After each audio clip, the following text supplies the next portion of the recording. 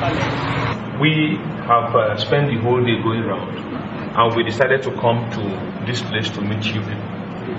The Minister of the FCT, Malam Mohammed Musa Bello, the Minister of State for the FCT, Ajara Matutijani Aliu, we gave a mandate for what we observe we are doing at the moment.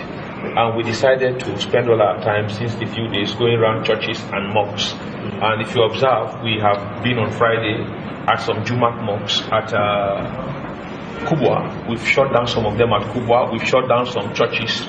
We came in here to meet you people and tell you people that what we see here is against what the ministers directed us, that people should pray in their houses for now, avoid close contact, because this is Maitama.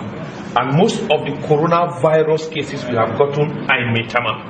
And we understand very clearly, I'm a Christian, but I have done so much research on Islam, and I offered IRK when I was in Bauchi State. And I know clearly that the Holy Quran, Allah subhanahu wa ta'ala said in Quran chapter 4 verse 60, that all ye who believes, obey Allah, obey his messenger, and obey all those whom Allah had given authority over you. If the government and those in authorities whom Allah subhanahu wa ta'ala have placed said, please don't gather like this, pray in your house. When we are done with Corona, then you can come back and celebrate and rejoice that Allah has sent Corona away. But for now, this gathering is not allowed, and you are so close, which is a contravention. Because one, let us believe, no one thing, that coronavirus, almost all the patients in Abuja are in this your Maitama. They are not in the suburb, they are in your Maitama. So when you in Maitama gather like this, you are not afraid of yourself. So please pray in your house. When we are done with the coronavirus and the president declared the whole thing free, we can gather back and even bring this thing and eat. And we pray it come before Ramadan. If not, even if it's after Ramadan, we will still rejoice that Allah has given us victory over Corona. Well done, thank you very much, sir. So thank you. We are going to other areas. You have violated and you have broken the rules. And you have done what is not appropriate. As we have often tell people, and we re-emphasize it over and over again, on Fridays we shut down some mosques at Kubwa. Today we went around and said there should not be gathering. And we know and we understand clearly well that you understand the holy books very well. And like we have always re-emphasized over and over again, that when the Messiah Jesus was asked question by the Pharisees about Caesar, he said to them to give that which belongs to Caesar to Caesar. When Apostle Paul spoke to the church of God that abide and worship at Rome, in Romans 13 verses 1 and 2, he told them to be subject to all authorities, for they that be are ordained of God. You understand that very clearly. We said people should sit down and stay at home, because we understand that what we are doing is a complex puzzle. And if they sit down at home, whatever prayers they want to offer can be offered. I hear. That means that our prayers can be heard anywhere. What you are doing is a contravention. What you are doing is a breach of the rule. And we, as a people under God, living and enforcing the law, may I use the word of Mordecai, for such a time as this, we do what is appropriate. We will come with us for some explanation.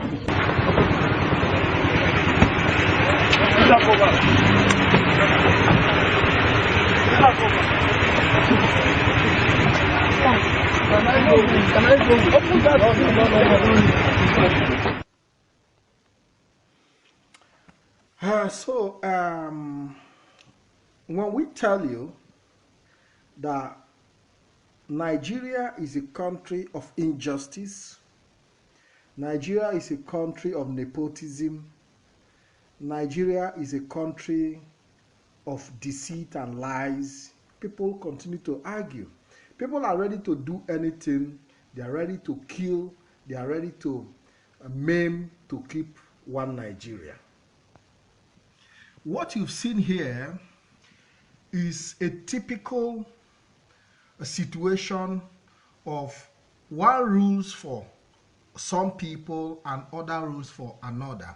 One stroke of the cane for one and other stroke of the cane for another.